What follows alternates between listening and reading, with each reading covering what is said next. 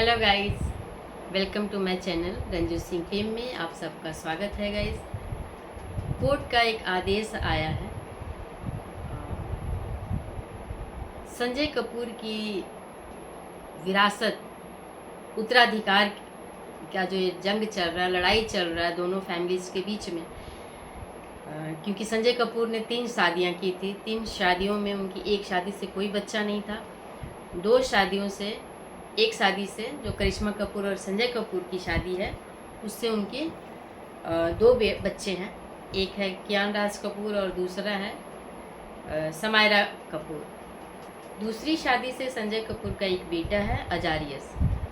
तो इन 2 परिवारों में एक विडो है संजय कपूर की, एक एक्स वाइफ है। एक्स वाइफ को तो कोई राइट नहीं है लेने का कोई भी प्रॉपर्टी में हिस्सा, ना ही प्रॉपर्टी की लड़ने का कोई अधिकार है, क्योंकि वो सेटलमेंट हो चुका था। अब रह गई बात संजय कपूर की सेकंड मैरिज से बच्चों, करिश्मा कपूर और संजय कपूर के बच्चों के साथ, और उनकी विडो जो आज प्रेजेंट टाइम में विडो हैं प्रिया सचदेवा और उनका बेटा अजारियस, जो इस फैमिली में विरासत के हकदार हैं। तो गाइज कुछ ऐसी उड़ती सी खबर आई थी कि वसीयत में फाउल प्ले करके, धोखाधड़ी करके वसीयत को चेंज कर दिया गया है, जिसमें कि संजय कपूर के बच्चों और उनकी माँ रानी कपूर का कोई जिक्र नहीं है, कोई प्रॉपर्टी नहीं मिली है। ये जो फैमिली का जो बैटल है, लड़ाई है, वो कोर्ट में जा चुका है। कोर्ट में जाने के बाद बच्चों ने ये ऑब्जेक्शन यही लगाया था कि हमें प्रॉपर्टी में प्रॉपर हिस्सा नहीं मिल रहा, हमारे साथ बेईमानी की जा रही है। इसके लिए उन लोगों ने केस फाइल कर दिया था।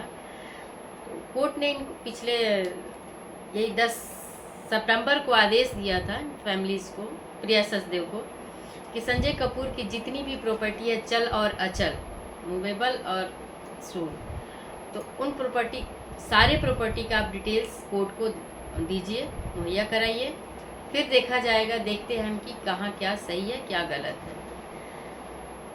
ठीक है, ये कोर्ट का ऑर्डर पास हो गया था उस दिन 10 सितंबर को। प्रिया सचदेव ने एक पिटीशन कह लीजिए या एक एप्लीकेशन बोलिए, कोर्ट से रिक्वेस्ट किया था कि मैं सीलबंद लिफाफे में सारी जानकारी देने को तैयार हूँ, रेडी हूँ, मैं दूंगी, लेकिन मुझे एनडीए चाहिए, नॉन डिस्क्लोजर ऑफर या ऑफेंस जो भी है। तो उसके तहत इनकी बात नहीं बन रही थी। उनकी मीटिंग भी हुई थी आपस में दोनों साइड से, लेकिन वो नहीं बनी थी, तो इन्होंने कोर्ट में एप्लीकेशन डाल दिया था। तो काफ़ी गहमा गहमी के बाद, दोनों वकीलों के भिड़ने के बाद, जज ने ये डिसीजन दिया कि एनडीए साइन नहीं कराना सही है, क्योंकि बच्चों के अधिकारों का हनन हो सकता है उससे।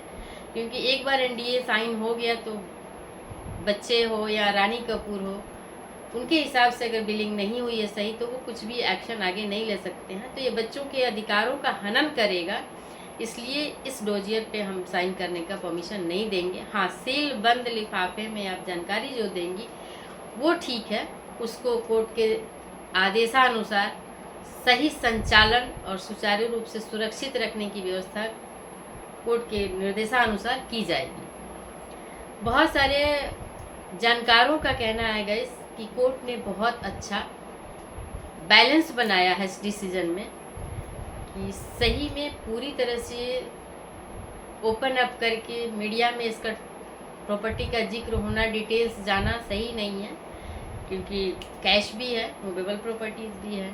तो इसको आप लोग आपस में रखें, कम से कम शेयर किया जाए। और जानकारों ने यही कहा कि कोर्ट ने बहुत अच्छा बैलेंस बनाया, ये सही था, किसी बंद लिफाफे में हो, फैमिली के अंदर के लोगों को जानकारी हो, दिखाई जाए, और बाहर मीडिया में इसको ना उछाला जाए।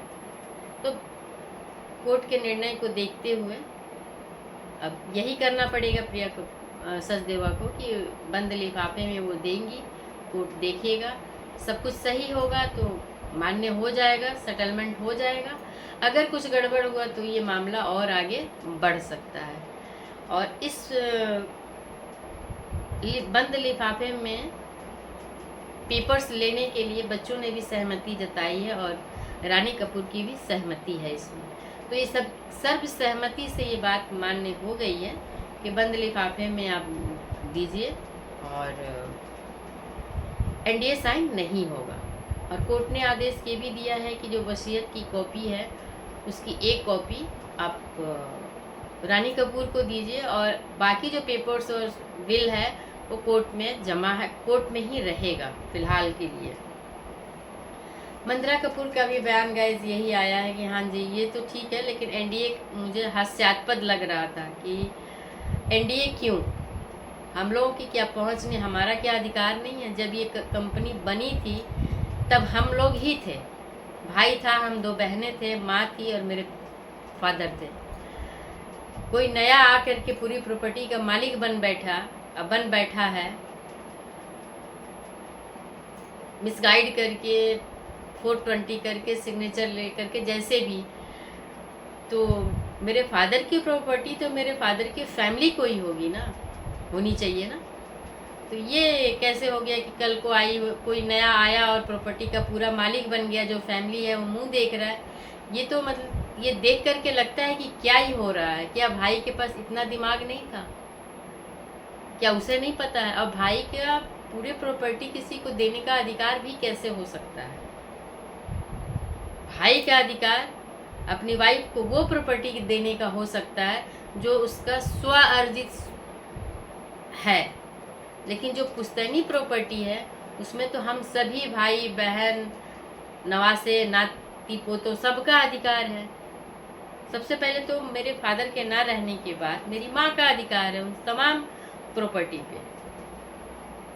किसी भी तरह से किसी गलत तरीके से प्रॉपर्टी अपने नाम करके सारी संपत्ति हड़पने की जो कोशिश हो रही है, ये बड़े शर्म की बात है और हम लोग काफ़ी इससे दुखी हैं, परेशान हैं और उस पे हम चर्चा कर रहे हैं। तो किसी ने पूछा कि बिल देखने के बाद प्रॉपर्टी के जो भी पेपर्स आएगा और वो देखने के बाद आपका अगला एक्शन क्या होगा। तो मंदिरा कपूर ने कहा कि पहले देखते हैं कि क्या है, क्या उसमें सही है क्या गलत है, उसके बाद हम अपने एडवोकेट से बात करेंगे कि एडवोकेट क्या कहते हैं और हमें क्या करना चाहिए। उसके बाद हम निर्णय करेंगे कि हमें क्या करना है। तो गाइस ये सारी बातें आज की, कल की है, कल और आज की 2 दिन की, फ्राइडे और सैटरडे की 2 दिन की ये बातें हैं। कल का ये निर्णय आया हुआ है। तो गाइस बहुत सारे लोगों ने यही उम्मीद जताई कि कोर्ट ने बहुत अच्छा निर्णय लिया, बैलेंस बनाया है इसमें,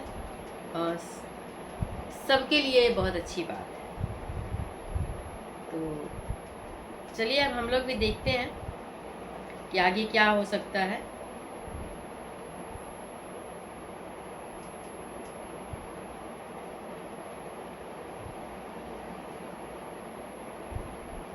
जबकि इनके जो वकील हैं, करिश्मा कपूर के जो बच्चों के वकील हैं महेश जेठमलानी, उन्होंने क्लियर शब्दों में बोला है कि मुझे इस वसीयत पे शक है, पूरी तरह से शक है। मतलब इतना अंधेरा है उस वसीयत में कि मुझे सूरज की रोशनी चाहिए उसको समझने के लिए, देखने के लिए।